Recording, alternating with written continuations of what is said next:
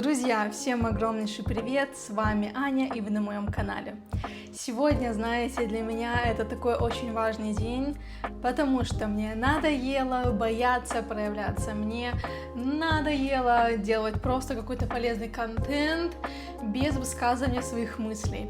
Как вы знаете, у меня уже ранее было видео, я тут его где-нибудь ставлю, про то, что я заикаюсь где-то с 4 лет.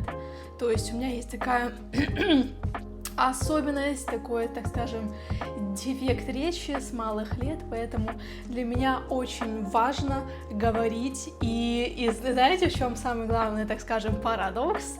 Самая такая, знаете, ирония всей этой истории, что у меня есть проблема с речью, но я безумно обожаю болтать. Мне очень, знаете, важно обсуждать какие-то темы, делиться мыслями, обмениваться какой-то информацией. Поэтому, кто знает, может, это моя, знаете, какая-то такая кармический мой долг, моя такая задача, даже несмотря на проблемы с речью, все равно взять и все же стать вот этим блогером и вещать что-то в массы. Кто знает, кто знает. А вы что думаете? В общем, сегодня мой день очень интересно начался.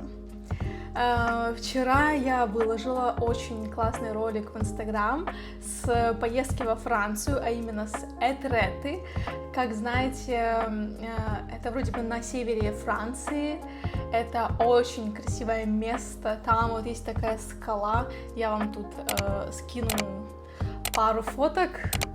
Больше фоток есть в моем инстаграме, поэтому подписывайтесь. И, кстати, в телеграме. У меня теперь есть уже и телеграм. В общем, я выложила вчера вот эту всю красоту, думала, ну все, это очень классное видео. По итогу оно у меня вообще набрало только 500 просмотров. Чтобы вы понимали, среднее количество у меня в моем инстаграме просмотров это 1000. Ну, это прям, знаете, такой прям минимум. Это вот прям планка минимум. И, знаете, меня это тронуло. Конечно. Я знаю, что многие из вас скажут: Аня, зачем ты паришься из-за такой ерунды? Это всего лишь лайки. Зачем ты из этого паришься? Какая разница? Ребята, сейчас у нас 21 век. И я скажу, что сейчас лайки стали показателем дружбы и вообще в целом отношения к человеку. Я просто вот не понимаю, как, если вот мой друг мне такой говорит: Аня, я решил заниматься блогом, я решил идти учиться там куда-нибудь на психолога, я там то-то, а я ему говорю: ну слушай, нет, херня это, или я просто его проигнорирую. Для меня это странно. Если для тебя это близкий человек, то ты просто обязан, и ты должен его поддержать. Ну, я так верю, и это моя философия. Если для вас это не так, ну, значит, для вас это не так. И знаете, если ты тем более знаешь, что для человека этот блог, он очень важен. Я всегда говорю, что мне очень нравится вести блог. Для меня это, можно сказать, типа работы. Вот.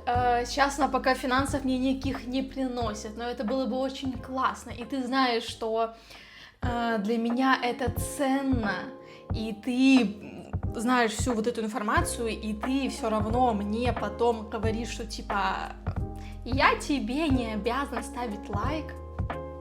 Хорошо, но тогда, то есть почему? Мне обычно что-то там объясняют, что, мол, мне не интересен этот ролик, мне не нравится контент. Ну тогда нахрена, простите, вы меня смотрите? Если вам это не интересно, то зачем вы занимаетесь таким, елки-палки, мазохизмом? Вам это не интересно? Ой, тут... Я тут сделала такие минимальные стрелочки. Уже, кстати, 100 лет не красилась, потому что я болела ангиной. Вот. прям жесткой ангины, знаете, вот, кстати, не простой ангиной, что горло болит только, а у меня были поражены все слизистые, то есть у меня ужасно болели десна, десны, язык, слизистые небо, то есть это было ужасно. Мне было прям настолько плохо, что я плакала от того, что мне больно кушать, в общем. Но мы сейчас не про это. И, собственно говоря, так просто возьмите и отпишитесь. Зачем вы смотрите мой контент на Ютубе, в Инстаграме, еще где-то, если вам это не интересно? Честно, я этого не понимаю. И я не понимаю, как можно с человеком дружить, но при этом его не поддерживать в его каких-то начинаниях. Будь то блог, новая какая-то профессия, карьера или еще что-то. Для меня это странно и значит, что ты для меня не друг. Потому что мне кажется, что даже если твой друг творит вообще какую-то херню, ты думаешь, типа, это, допустим, там, странно. Ты все равно его должен поддержать и с ним поговорить.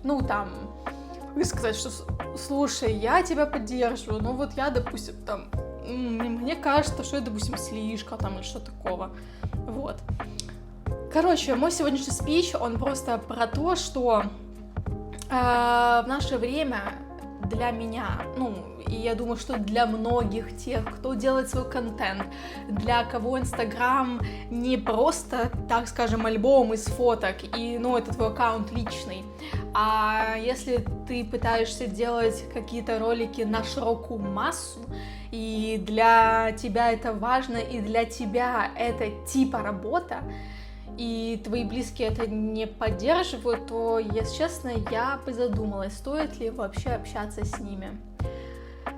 Потому что если они тут тебя не поддерживают, то какова вероятность, что в чем-то другом они будут тебя опять поддерживать, а не, не осуждать. И ладно-то, знаете, осуждать.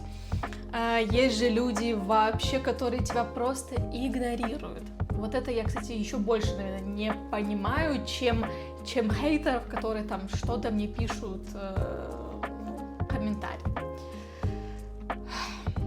Где-то вот в школе, в классе 7, я ездила на олимпиаду по русскому и русской литературе, и у меня попалась фраза к обсуждению с комиссией. Там была фраза Чехова, как она там говорится точно, то, что равнодушие — это преждевременная смерть. Вот что-то было, вот об этом сказано, что лучше все же, чтобы была вообще какая-то реакция, положительная или отрицательная, чем просто безразличие, то есть вообще я этого не понимаю. В общем, мне безумно интересно, что вы вообще думаете сами на вот эту тему, и поскольку я вам говорю, что мой блог уже будет более такой, знаете, не то чтобы более искренний, он у меня и так всегда искренний, я в целом очень прям открытая, мне очень важно с вами быть настоящей, но мне кажется, что я вот, наверное, последний где-то 2 года я перестала много прям вот как будто бы озвучивать вслух своих мыслей.